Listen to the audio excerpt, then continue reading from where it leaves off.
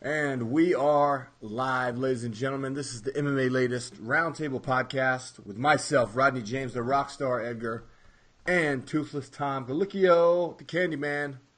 What's up, bro? How's it going, Rodney? Well, it's a roller coaster, as always, as you know.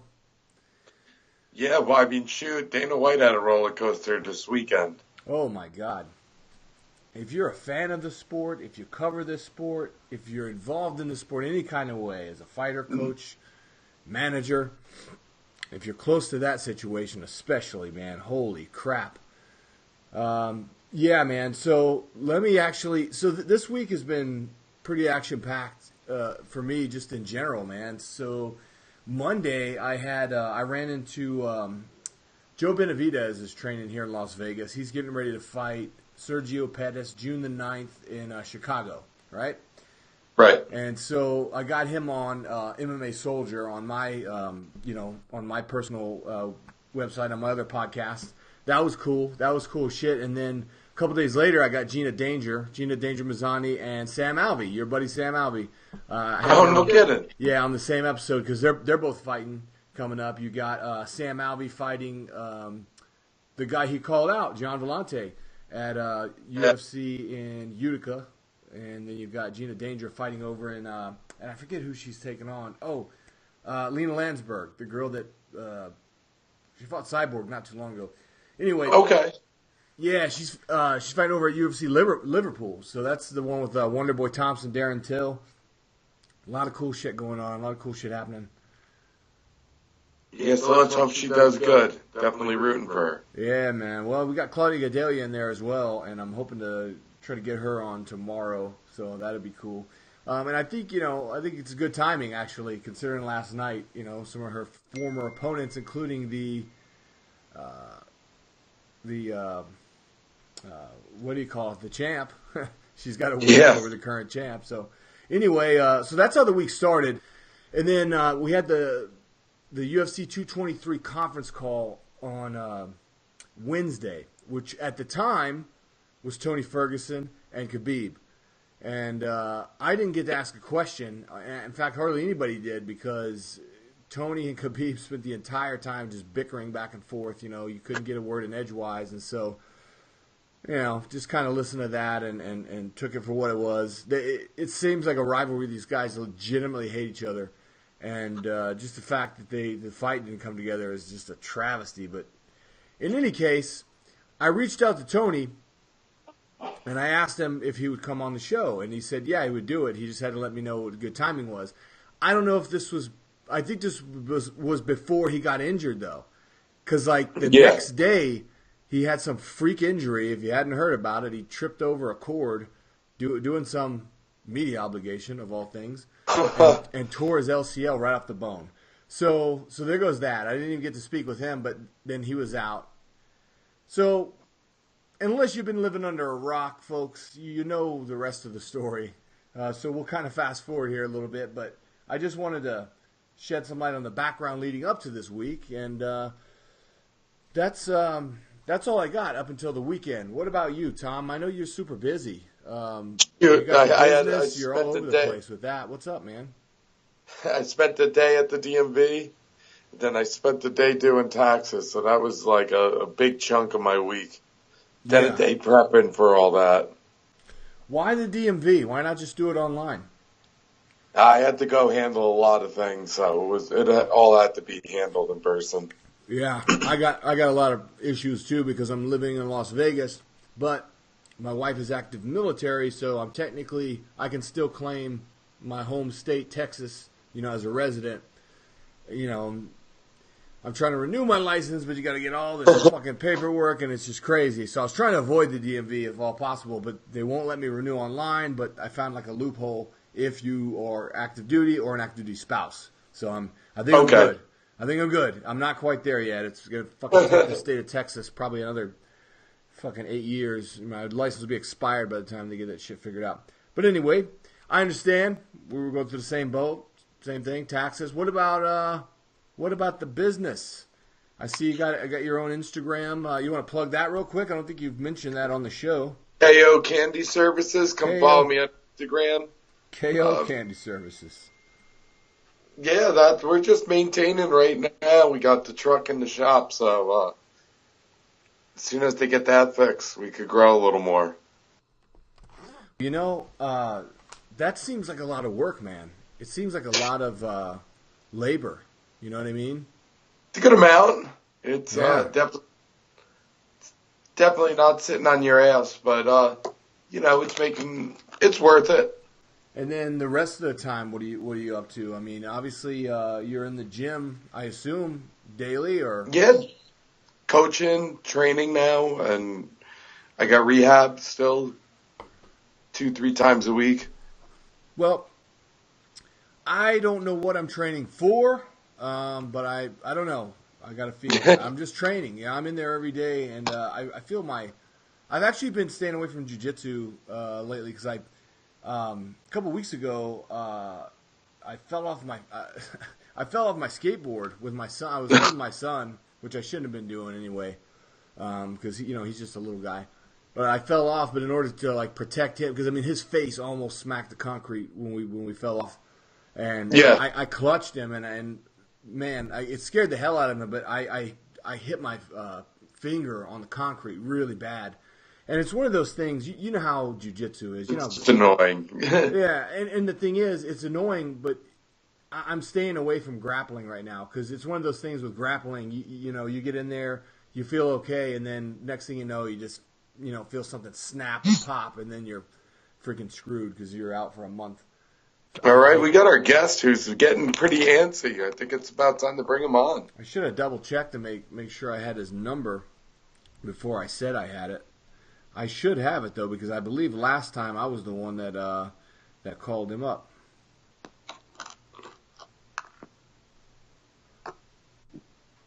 Yep, I got him. Call him right now.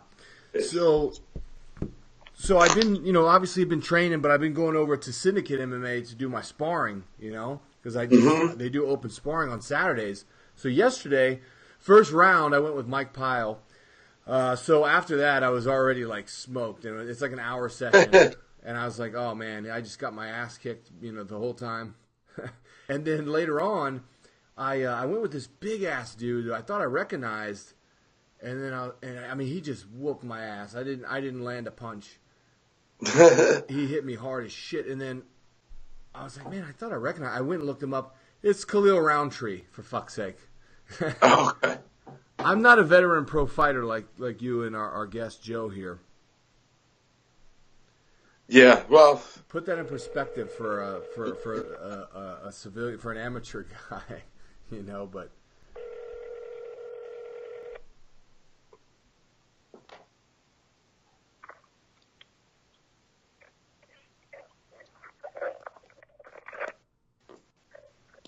hello, Joe. Joe Daddy. Yes. There he is. It's me, Rodney James, and your boy, Candyman Toothless Tom. Hey, what's up, Joe? You eat too much candy. Yep. You're damn right. How was your Easter, man? Speaking of candy. You're how you're a KO candy machine and you're just dropping off all that candy and then you're missing the tooth. It's kind of like The Simpsons and how they showed us that Trump was going to be president. It's like they're telling the future. What happens if you eat the candy? There's a lot of those Simpsons conspiracies, man.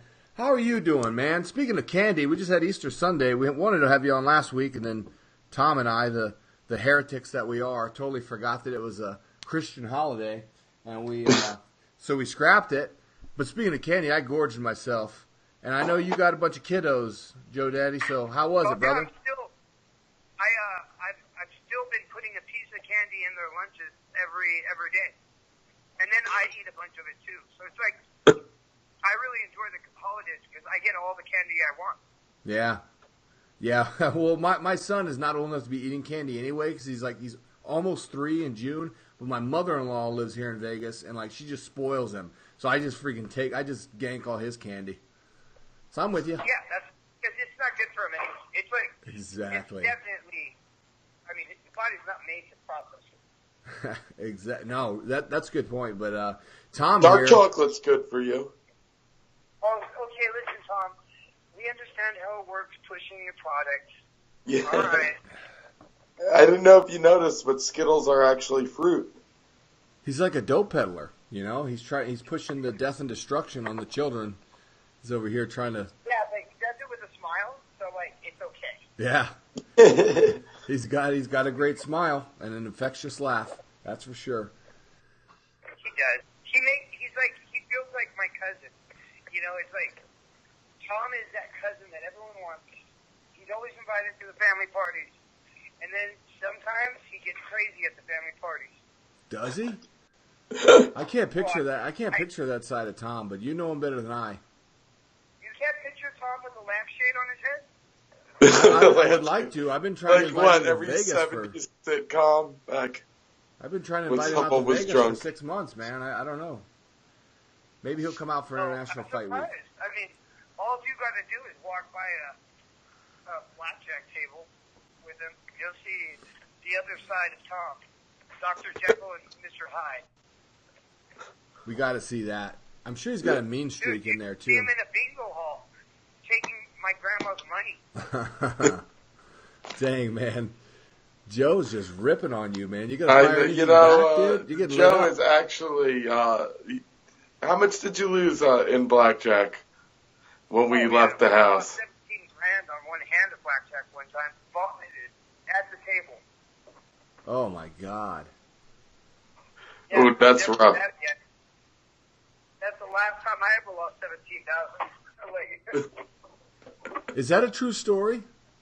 That's a true story, bro. I used to drink a lot. Yeah, well, I mean, do you still gamble? Yeah, I gamble. Yeah. Did you take any action on fights last night? No, just, I mean, Khabib taking the fight, he's supposed to beat anyone on short notice. We've been training for title fight camp. So, I mean, betting on him probably would have been a good bet.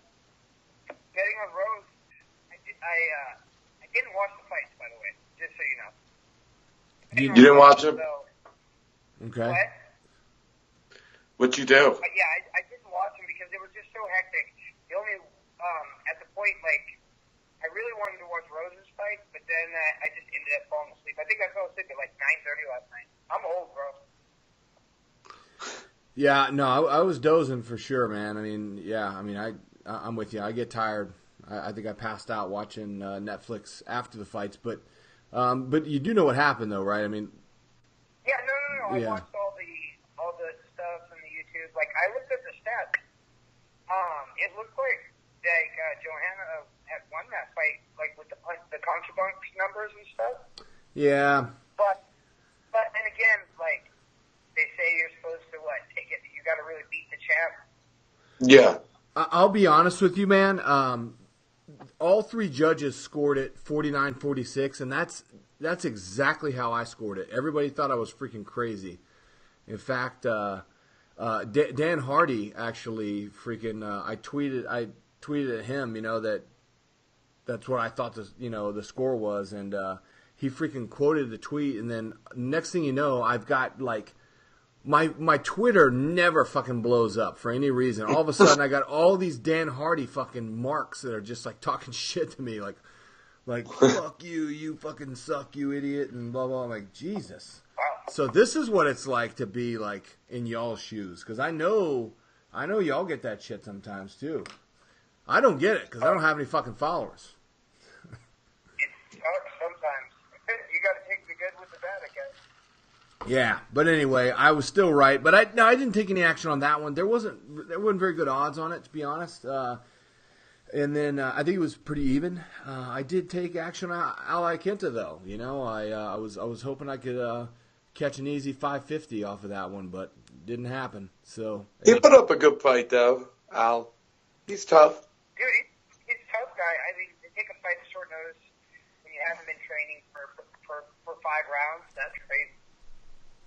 Yeah, there was so much craziness going on, man. We might have to back up a little bit through earlier in the week, man. So, I mean, the elephant in the room obviously is, I mean, there's a lot of them. There's the whole title situation. There's the New York Athletic Commission. But, of course, the biggest headline that's probably come across MMA ever, in terms of not just MMA media and fan buzz, and talking about mainstream. This is a huge story. This guy flies all the way from Ireland for the sole purpose of going completely batshit, apeshit crazy. He was probably out, though, because what's it called? His boy was fighting Artem. So he was probably in the States already. He probably wasn't playing right away. No. He flew over, on pretty short notice. Because, now, you know what happened a couple days before? Some of Khabib's guys, circled Artem Lobov in the hotel, and there was a little confrontation, I guess, between Khabib's camp and Artem. And I don't know, man. For some reason, let me just say this. I don't have any evidence because obviously I'm not close enough to the situation, but I don't speak for anyone else on this call when I say this either, but I've been around enough drug and alcohol problems throughout my entire life and people who have them. And that, to me, looked like a guy who was completely out of his mind on coke and probably spent the whole flight from Ireland drinking whiskey and doing blow. That's my opinion. Well, I'm speculating. Are you comparing Conor McGregor to the Yeti from Robot Chicken that was going to customs and had those badgies explode in his stomach and just went crazy? What do you think? Even Dana White said something about it, just when you see a guy... Well, here's the thing. If he got arrested, did they drug test him? I don't believe so. Well, then I guess we'll never know. That's just speculation. Unless USADA catches him, I guess. No, they can't test for that. It's not illegal to have those drugs in your system from USADA. Okay. How come John Jones... Was it because John Jones had the fight? And it was... No, they weren't supposed to test him. They accidentally checked the box to test him. Oh, so it kind of leaked and it became a thing? Is that... Yeah. That's why they didn't pull him from the fight. He didn't get fined. I see. Okay. That makes sense. It's not a performance enhancer, so... Here's my other take. And you guys are both really tough, scrappy fighters, man. So tell me what you think. Do you remember in, junior high or even, high school when somebody would, pick a fight but then cause, a huge scene because they were actually trying to get attention and get somebody to break the fight up before it actually happened so they didn't have to fight? To me, that's what I felt like. I was the guy that pushed you into the other guy, and then the fight started. You gotta fucking just throw hands. You know what I'm talking about, Joe. I used to scrap in school all the time. And remember when they used to throw kicks, and then they would say, hey, there's no kicking? Oh, God. Yeah, there's no rules. I rampage slammed a guy once. True story. I fucking rampage slammed the guy.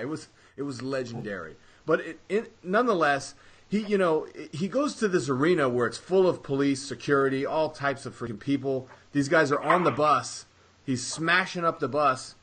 If you really wanted to get at those guys, Khabib and his team, and attack them outside of professional combat sports. It's got to be for the attention, bro. Yeah, you couldn't... That's not how you get somebody back. You follow... It's like when you're in Vegas and you want to fight somebody at the club, you say, hey, let's go to the bathroom. And then you have your boy watch the door, and then you get it on because there's no cameras.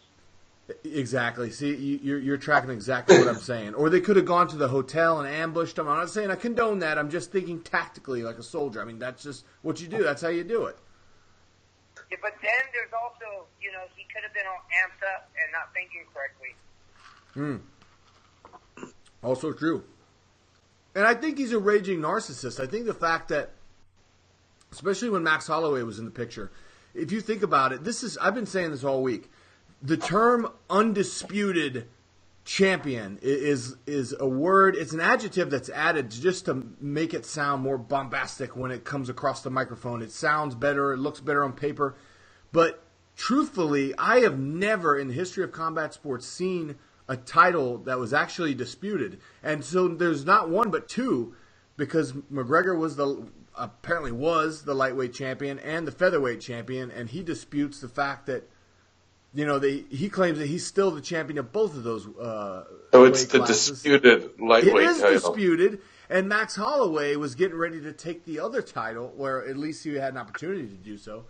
And I think the raging narcissist in Conor McGregor. I think it was fueled a little bit by that jealousy. I mean, he's that crazy. I really think he's that crazy. Well, no, I think it's going to make everyone watch the next fight.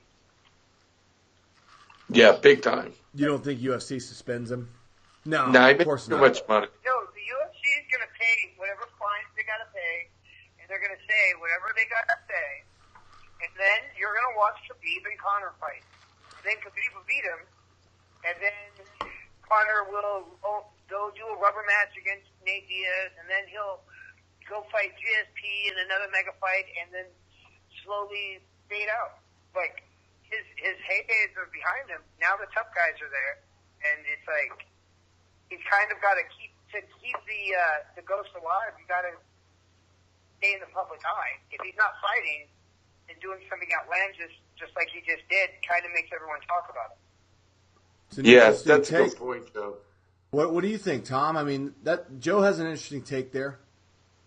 I think Joe's kind of hit the nail on the head on that. It's just kind of for attention, and I do think you got to have a certain type of ego to be like him. And they usually say ego is your worst enemy, but he's made it work for him. But if we don't see these big fights, it might be more of a self-destructive path. Is it ego, though, Tom? Because if it was ego, I don't think he would have made them pay Nate Diaz as much as he was getting paid, right? Right. So it's hard to say it's ego. Like, I think it's just really smart drawing up I honestly think that everything is calculated, and yeah, maybe over-exaggerated, but it's very smart business planning. Like, he's trying to turn himself into the Mayweather of MMA. Khabib has almost done it. You know, he's never fought somebody where he was the underdog. So, right. I mean, that's good management. That's good. I mean, when he called out GSP, I was like, oh, you know what? I wouldn't mind seeing that fight because, you know, that's a tough fight. He's never even lost a round. I mean, that's crazy. You know, you bring a good point, but I also wanted to circle back to something that you said.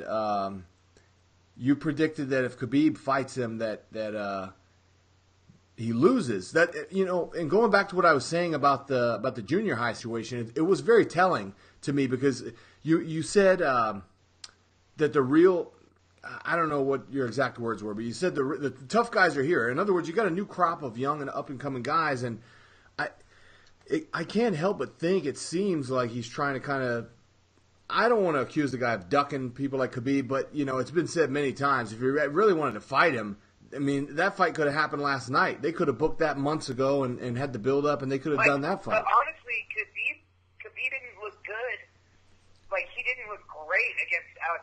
Like, you got to think, Al took that fight on short notice. Yeah. I think that Conor. Honestly, Al was able to bring out a brawl in Conor. And if Al was able to bring out a brawl in Khabib. Mm-hmm. And if Khabib does that with Conor, he hits hard enough where, I mean, when you stun the fighters that he's stunned, that means you definitely hit hard. So if Khabib is stupid enough to throw back with him, then it's a horrible fight. But if Khabib fights him smart, it's a stylistically easy fight for him. Well, I think that the Khabib we saw last night, I think Conor would have wrecked him. I really do. But man, it's just so hard to tell. I'm not arguing that either. But also, it's been a very emotional week. And what Conor would have wrecked him? What Conor are we going to see now after 2 years off? Yeah. Is he? I mean, what type of? When a guy that has 30 fights takes a year off, he's still got 30 fights. Conor don't have all these fights. He hasn't been fighting over 10 years. Like, ring rust it's not a rust thing. It's you're just not sharp. You didn't sharpen your knife. You haven't used it. It's not ready. It's dull. Interesting. That's interesting. You think somebody with about 30-ish fights is always kind of sharp? Well, somebody that has 30 fights has enough experience in ring time, especially ring time, to still be comfortable in there in the later rounds, to still get back in there and not have any cobwebs when you're out there for the very first 30 seconds. At the top level, if you're off by 30 seconds, you lose. If your timing is off by 30 seconds, that's horrible, you know? I think full camp versus full camp, I want to see that fight. I don't know. Well, then that's what happened. They did a great job. Yeah, it'll be some big money for that fight. If that happened in Russia, though, I would fear for Conor's life. Because, like, I could see him getting a knockout and then seeing some pissed off people around him, especially after the things that have occurred. Oh, hell yeah. As much as you want to act like it's all fun and games in front of the camera, I think Khabib stated it really well when he said, like any of us, he was like, you know, we could have done this behind doors. Like, there didn't have to be press. That's game. Yeah. No, he means it. I believe it. Yeah, and that's real gangster. You know, you heard about what they did with Colby Covington because, you know, he was trying to, you know, basically trying to emulate Chael, the same thing Chael did a long time ago, talk shit about Brazilians and Brazil and the country of Brazil and this and that. But they were actually fearing for his safety. And, of course, they tried to sort of, you know, smear that back onto Conor and say that was the reason why they decided to change the venue for Colby, but I don't know. I think Colby, especially after the Fabricio Verdum altercation, I think there was some serious threats on his life probably going on, and Brazilians don't fuck around either. Well, yeah. I mean, it's like, no, it's real. I'm going to stab you in the neck. yeah, exactly. Fuck the sport. Like, some of these people ain't got nothing to lose, man, in some of these crazy-ass countries, man. Like, they'll get down. There's a lot that goes on to being a man in Brazil. It's like your word means something. You work hard. You're dedicated. So, like, there's a lot of, what is that, nationalism there? So when you start pissing on those people, that's just, like, that's why you don't want to really attract negative. Yeah, especially like that, man, in that way, because, I mean, it can definitely be. Yeah, that wasn't good press. No, it could be viewed as racist, and especially if someone said that here, you'd probably get some Americans to be like, "Yeah, fuck America." We don't have as much nationalists as the other countries. Well, we have nationalists. We just have more. We have a lot of like stuff to do in America, so not everyone is, you know, tuned in on that one comment. Yeah. When you fight Brazil and you make a comment about the Brazilian people, everyone's tuned in and everyone's watching. And if somebody didn't watch, their mom watched. You're right. Great point there too. So yeah, but anyway, with him, man, I don't know. I just wanted to touch on that real quick, but going back to the Joanna and Rose fight. So, like I said, I was on the conference call on Wednesday leading up to it when Tony Ferguson was still in the shoot to fight Khabib, and of course, everybody was looking forward to it. This thing's been booked like 17 times and always falls through. I like Tony, and I like Khabib, and I really wanted to watch that fight. But it's kind of like the Pacquiao-Mayweather fight. Now I'm like, I don't care about that fight anymore. Yeah. And then when you watch the Pacquiao-Mayweather fight, the stuff that you knew was going to happen happened. Yeah, big time. It was a boring fight. Yeah, but Mayweather showed up. Of course. God, I can't help but think that that Tony gives, man, God damn, it's such a hell of a matchup for Khabib. Belts away. He earned that. Yeah, again, this whole situation, I saw a poll today that actually Tim Kennedy put it out there, you know, who's no longer active, but he still, you know, brought it up in the conversation on Twitter. He put out a poll. He said, who do you recognize as the proper lightweight champion today? And it was the answers were Conor McGregor, Tony Ferguson, Khabib. Overwhelming majority said Conor McGregor.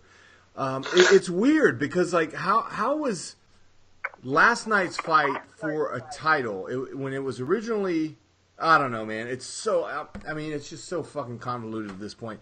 Back in October, Kevin Lee fought Tony Ferguson for the interim belt. Now, I was at that fight. Afterwards, you know, Dana White told us at the press conference that that Conor was going to come back in December and he was going to fight Tony. Okay, cool. And, of course, everybody's like, bullshit. That ain't happening. We all know that's not happening. And of course it didn't. You know. I'm laughing at that because it was true. I know, and I told Dana White at the press conference. Everybody else was talking about it. I was the only one that had the balls to actually bring it up. I was like, look, why don't we just make a 165 division? That way we don't have to. Because you've always said you don't want to do that because you don't want too many divisions. But you've already got too many interim belts anyway. Everybody hates those interim belts.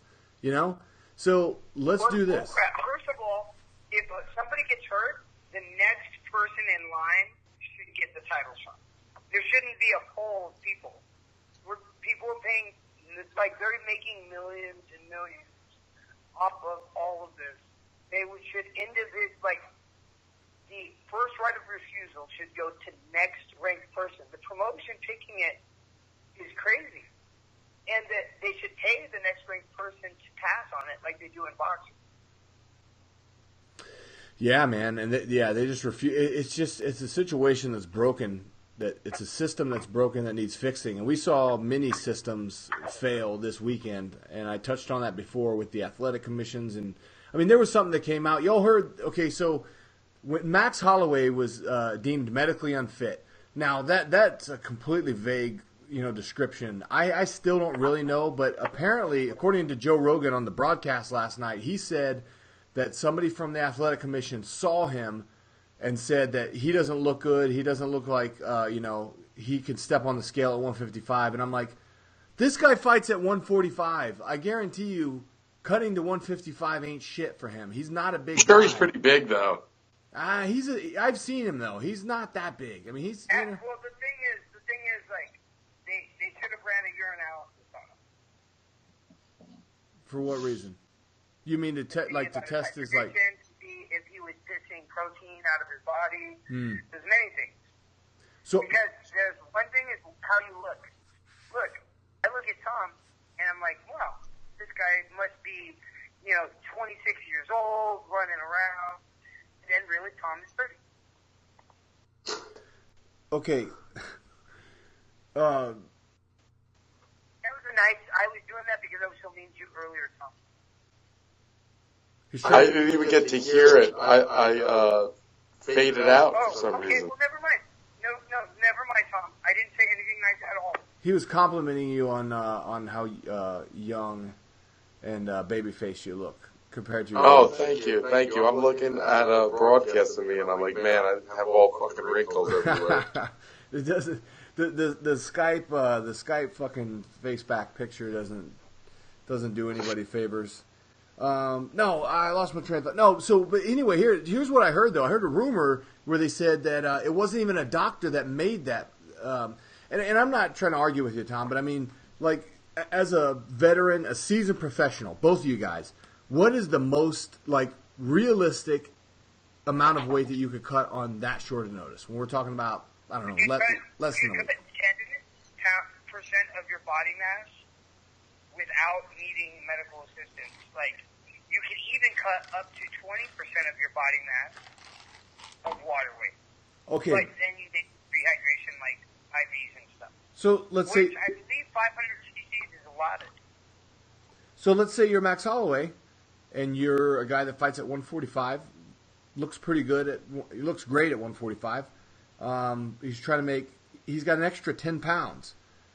But he also hasn't been in the camp. He's also on very short notice. How much weight, realistically, should he be able to cut? In 1 week, 20 pounds. Okay. If he hasn't been cutting. Yeah. 20 pounds if you haven't been cutting. So maybe, he was injured. Remember, he had to pull out of the fight with Frankie a few weeks back. So maybe he legitimately hasn't been because of the injury. Yeah, he probably blew up. I was talking to one of my buddies that he was like Max. big boy. I thought it was cool that he stepped up anyway. Yeah. That does speak volumes. Yeah, and then so Anthony Pettis was trying to get in there, and they said that. So the rumor was that he asked for too much money, and the UFC told him to go fuck himself. And then the athletic commission spoke on it last night at the press conference, and they said, and I'm paraphrasing at best, but this is what the New York State Athletic Commission, one of the directors, fucking said to the press last night at the press conference was she looked at Anthony Pettis in his eyes and said, "Do you want to make the weight?" Because I think he weighed in. He didn't weigh in at the championship weight or whatever. He had to lose like the 1 pound or what, because you're allowed the extra pound.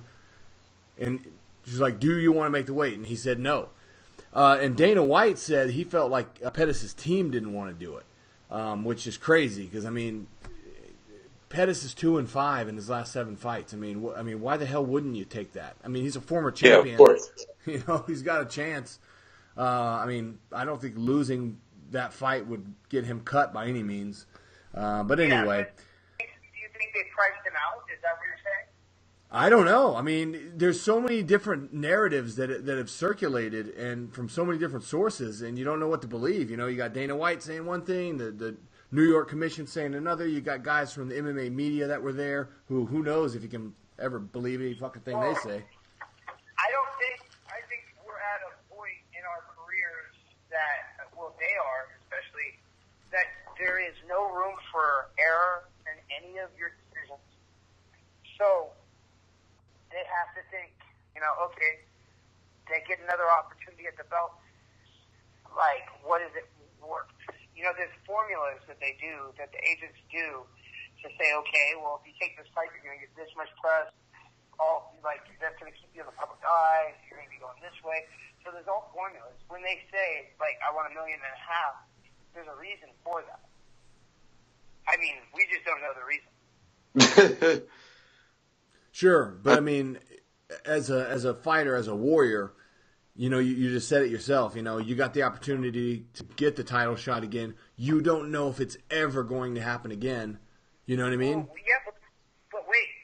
Here's the thing: is what if you really you're a fighter, you're a warrior, you're young, you're still young. How come you don't want to do it the right way? How come you just want to rush it? If you truly love something, you take your time with it, right? I don't know. My thing is, I mean, it's his decision, but yeah. So take your time. If you really want that revenge, and you think you're gonna, if you in your heart you know you're capable of it, but you just want the best position and opportunity to do it, then you have to pass on something like this. That's why the price may be so high. It's because no, I want that guy in 2 years when I'm 100% ready and my body's prepared for a war. Yeah. Because I know what it takes to fight that guy. I'm just, I'm an outsider. I'm looking at it from a different perspective. Obviously, I'm not in his shoes, and so I would have took it. Yeah, I just think Pettis. I don't think Pettis is ever going to get back up there. I just don't. I mean, based on his, the last few years, I don't see him ever getting. Yeah, I agree. You can't think that way. As a fighter, you can't think that way, because that's when you start thinking. You have to always think that you can do everything. You have to be logical about it. You got to be smart, and you got to pick the right time. And management plays a big part. Khabib had to win every fight he's had.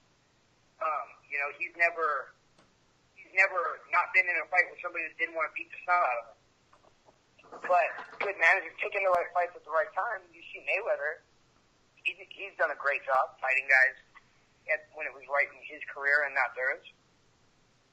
Yeah. So then Paul Felder really tried to get the fight, and then so the first rumor that circulated on Friday was that the New York Athletic Commission said that since he wasn't ranked, then he can't fight for a title.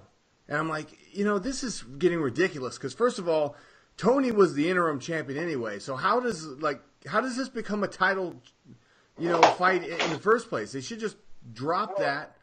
That's for pay-per-view. Yeah. Well, no, guys. Do you know how it works from the pro? See, I've got to see King of the Cage when it was first started. I've got to see a lot of promotions from the inside, and their job of the promotion is to promote the fighter. So in this run, they've had to put Khabib on the back burner a lot for Conor, right? Mm-hmm. Right. So and why should they give it to Conor when Conor has a loss on his record and Khabib has no losses? You tell me how that's fair. Yeah, it's definitely. So now Khabib has an opportunity. He said, "Hey guys, I've waited for this opportunity this whole time, and as a promotion, you have to honor this because you're not paying me this amount of money. So it's like, what is it worth to you? well then, okay, it's got to be for a title. Yeah, and that's basically the conversation that was had, and that much was public. I think Khabib even, said that pretty much exactly what you just said there. He was like, "Look, you can guarantee Khabib's going to fight. Yeah, he's not going to do what Conor did and dance around the weight classes. He is going to fight. So now we get to watch Khabib make his legacy. That's going to be fun. You know what's interesting though? Last night at the presser, he said that Ramadan is upcoming, and so he doesn't plan to fight again until November. And I'm like, are you fucking kidding me? 7 months is when you think you're going to be ready to fight again? Well, Ramadan is what? How long? I have no fucking idea. Can we expect that every year? Can you prove in his past career that he has fought during these times? He always does that. Yeah, because that's. Then if he's always done it, you got to honor him. Yeah, no, but I'm just saying, like, isn't that it's kind of weird? Like, we're not going to see him fight for a while. Again, man, they should have came out with a 165 division. Then we could split some of this talent up. They're both 155 and 170 is just too deep, man. They gotta break it up a little bit, in my opinion. Yeah, no. Well, I think the 65 weight class would be cool, but is the 70-pound weight class going to still be there? I would say... No, you get rid of it. You make 75. Yeah, I'd say make 75. And then keep it at 85. Yeah. And introduce the new 95? No. I don't know if... What? Yeah. I like the idea. I just don't know if it's deep enough, right now. I mean, because especially... Yeah, it's not deep enough. Yeah, you look at UFC, like 205, man, with a lot of these guys leaving, Rumble Johnson leaving the sport. Jones is on the shelf. Gustafson is doing whatever the hell he's doing. It's like 205 is... They need some talent. You can't blame a fighter for... You can't blame a fighter for not taking physical injury, and picking other ways to create revenue.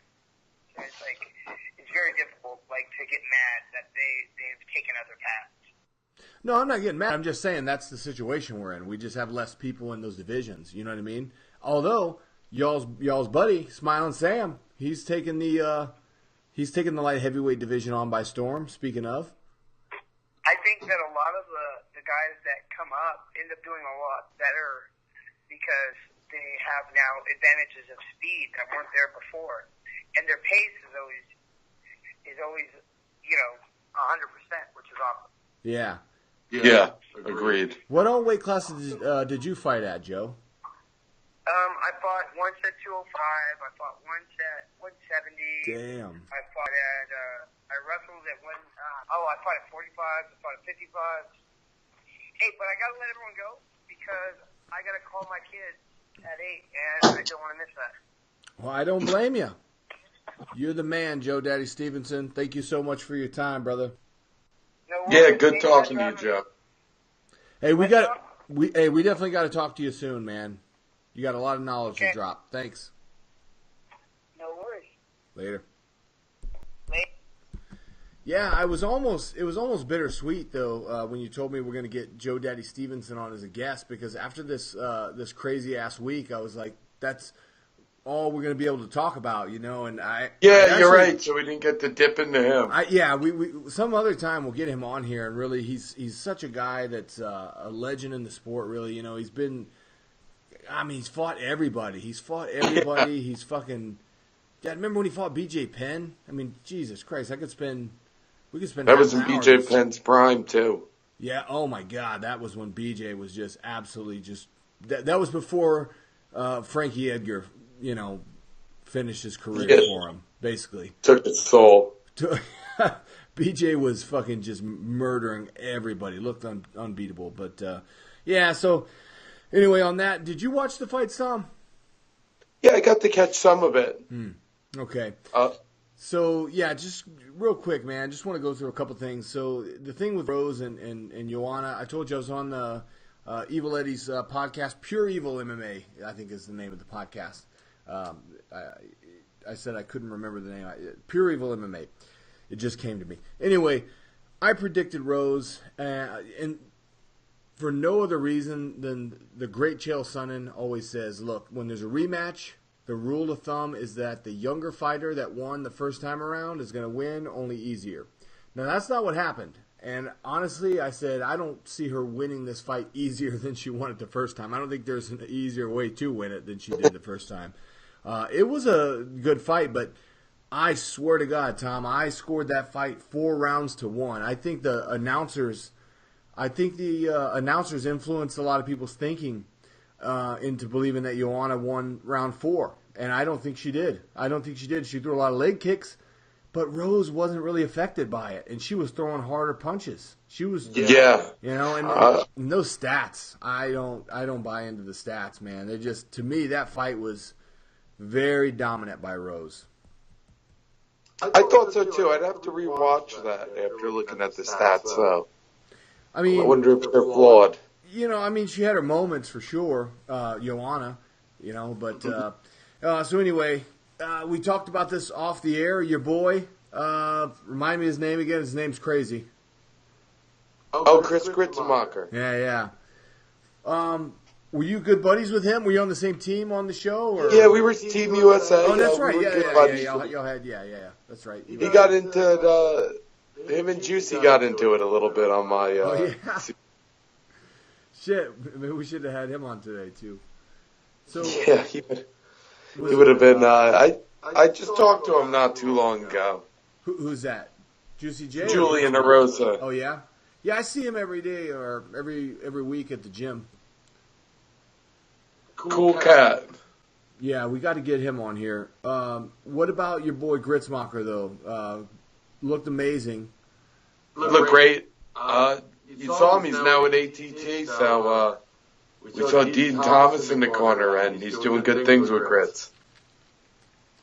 That was the best Grits we've seen in a while, and it's a shame Joe Lozon's looking like the worst Joe Lozon we've seen. Yeah, well, it's just I had a feeling, man, because he's kind of in that Chuck Liddell like Shogun sort of realm, like not to the point where like Chuck Liddell's. Well, that's Shogun. Shogun's back.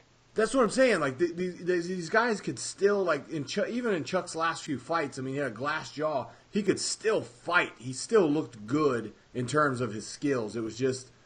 He just couldn't take a hit. I mean, and Lozon, on the other hand, he can, but he just gets lumped up, man. He said, remember when Jim Miller, cut Lozon's head just wide open? And he had a giant gash. He had to get some crazy procedure. I don't know exactly what it is, but it's where they go in and they break up the scar tissue underneath the skin, Okay. Because the scar tissue underneath the skin had created a giant, lump on his brow. And so they break it up, and it's extremely painful. But he cuts super easy, and man, I just felt bad. I mean, because he came out, looked great, but he got beat up. So did you get along with Grits on? Yeah, I like Grits. Yeah, what's his deal? Where's he from? What's his background? He's from Arizona. But he was out in Vegas for a minute, and now he's in ATT. Is he? Was he like an Arizona State wrestler? No, I know he wrestled. I don't think he was. Okay. He was a solid high school wrestler, and he's a bit of a grinder. I watched him fight in Missouri as well. He beat a guy, Rolly Delgado, and he's very talented. He lost to Artem on my season. Oh, no kidding. Yeah. Oh shit.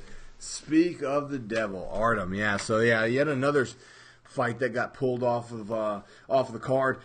So I told you I was at Syndicate yesterday, and John Wood was up there in Brooklyn to corner Michael Chiesa. He was right there when all that shit happened, when Chiesa got cut, when the dolly hit the window and the glass came in.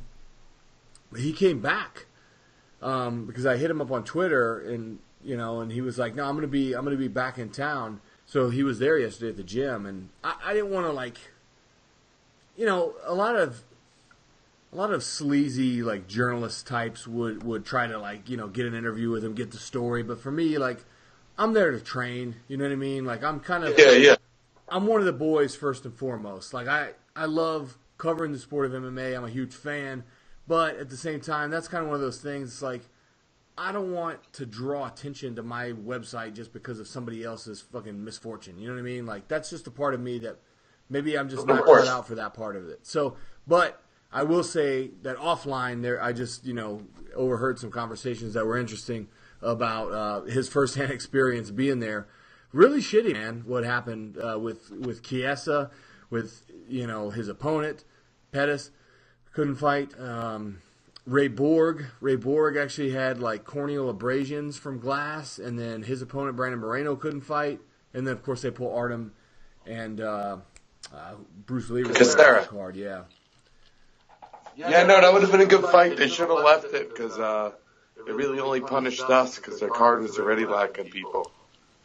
Yeah, man, and according to Dana White's account of his conversations with Conor, he just seems pretty remorseless. Like he said he feels bad for, the people that got injured and things like that. But I mean, come on, dude. Like, what the fuck are you doing, man? This is their livelihood. Now, luckily, the UFC is going to pay those guys their show money. But to me, that's not even fair because that's not all the potential income that they had. And from a legal standpoint, if they were to sue Conor McGregor, which, listen, I wouldn't think any less of those guys if they did. I mean, it's as a rule of thumb, if a fucking millionaire attacks you with a weapon and injures you, you sue his ass. Because if you have millions of dollars and you're stupid enough to do something like that, you deserve to have your money taken, in my opinion. Yeah, they could all pool in and get a good class action. You could. Well, or you could just go at him directly. I mean, because here's what you're looking at. I mean, the UFC's going to pay them the show money, but if you take Conor to court, you're actually eligible for more than that. You're eligible for your show money. You're eligible for your win money because that's potential income that you could have gotten, and you're eligible for both bonuses because that's also potential income that you could have gotten. And then it just sucks though, man, because what happens to all the coaches in the corners? Like the UFC doesn't give a shit about them. They don't have any obligation to pay those guys. That comes out of the fighter's cut. So if you went through a whole camp, you went up there to fight, and then this happened, all you got was show money. So you basically get to pay your guys, and then you're left with fucking chump change. It's fucking sad, man. Yeah, it really is. It really is. I hope they took care of them undisclosed. Yeah. So I don't know. I mean, what are your any final thoughts on Conor McGregor? I mean, do you as far as his stock or your respect for him, does it go up or down? It just his stock is going to go up. This is going to bring attention. It was wrong, and I don't know. It's just been a crazy week. Yeah. Well, I mean, in your personal opinion, I mean, I'll give mine. I think it was a dick move. I kind of just spoke to it there about how he fucked over. Yeah. All those fighters, Oh, absolutely. And, he should get punished, but he probably won't. Yeah, because, you got people online saying, well, they should cut him or, listen, that's not a punishment. If they cut him, then he could start his own promotion in Europe tomorrow, and he could make a killing. He could make millions of dollars off of his own promotion. He doesn't even have to do business in the States. He could do that too, though, if he wanted. He could do boxing. He could do a lot of things. He's got that fuck you money. He's got that Burger King money, dog. Yeah. You know what I'm saying? Shit, there's different levels to this. But the worst thing they could do would be to starve him out. I mean, they could. The UFC could just take action based on what he did and suspend him. But they're too greedy to do that. I mean, that's going to hurt them. Like they need him. They need his. And at the end of the day, he can look them right in the eye and be like, "Look, motherfuckers, I made y'all so much fucking money.